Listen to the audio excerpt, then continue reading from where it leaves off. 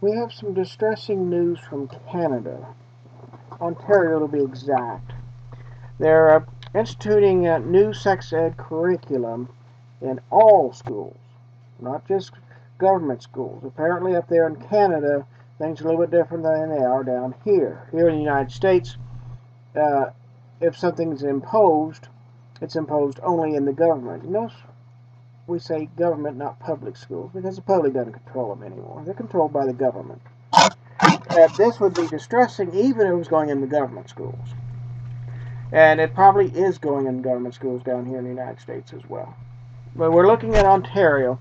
Now, it's going also in the parochial, or the schools of the Conciliar Church.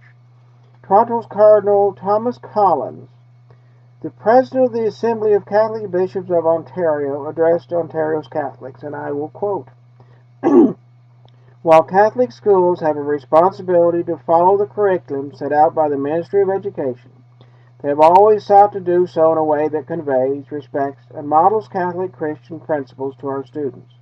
They will continue this tradition." Now, let's see if we can square a few of the things you read about this curriculum that's going to be instituted in the fall of 2015. And we will just simply go to an article we found online, and they have print screens from the actual curriculum. Grade 1. Human development and sexual health. Now, first of all, should schools even be teaching this? You think not. Identify body parts, including genitalia, penis, testicles, vagina, vulva, using correct terminology. This is not the job of the school. And we should put a warning. If you have any young children, they should have already been out of the room. Grade 3. Teacher prompt. Sometimes we are different in ways you can see. Sometimes we are different in ways you cannot see, such as how we learn, what we think, and what we are able to do. Give me some examples of things that make each person unique. Student is expected to come up with. We all come from different families. Some students live with two parents. Some live with one parent. Some have two mothers or two fathers. Some live with grandparents or with caregivers, etc., etc., etc.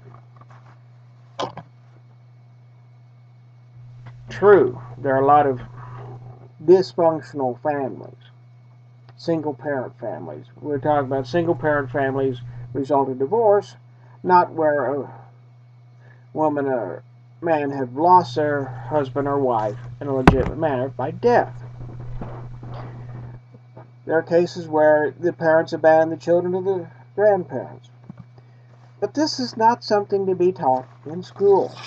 It's something that has to be dealt with, but parents are the educators here. Grade 6. They're teaching masturbation in grade 6. Grade 7, it gets even worse. They're teaching things that we should not be teaching. We are going to refuse to discuss it. If you want to know how bad it is, go online and look up this new curriculum. We're reminded as we're reading this stuff about the book and movie Hawaii.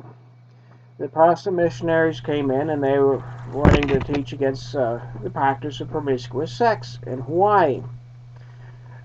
And they started identifying the various forms, like mother-daughter, son, father-daughter, whatever, and nephew, whatever. The chief takes him aside and said, "Hold it. Stop doing this. You're going to give people ideas. They're going to say, oh, I haven't tried that. I want to try that one." No. We need to teach from a completely different aspect. And this is where the Cardinal has just utterly failed. He has not stood up and said, this is utterly wrong. He has not started a crusade. This educational program must be stopped. No. He's giving us some really weak thing. They have always sought to do so in a way that conveys and respects and models Catholic Christian principles to our students. This article I have here from Catholic Insight goes on to explain, yeah, right. It's not really happening. But even if it was happening, that's what the sex education program they're stuck with now.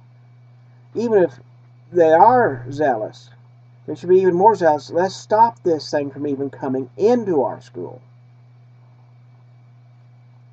Let's stop it outside the door. Because once you let it in, now you have to deal with it. And I don't see how, looking at these things in this program, that you can deal with it. I mean, if I was a parent, I don't want to send my kid to first grade to have them point out and name body parts. I'm sorry, I don't want that happening. That's not the place to do it. I'm not sure how they do it, and I really don't want to know. So it's time that people stood up, especially those who claim to be leaders in the faith. If you claim to lead in the faith, it's time you spoke up. God bless you all.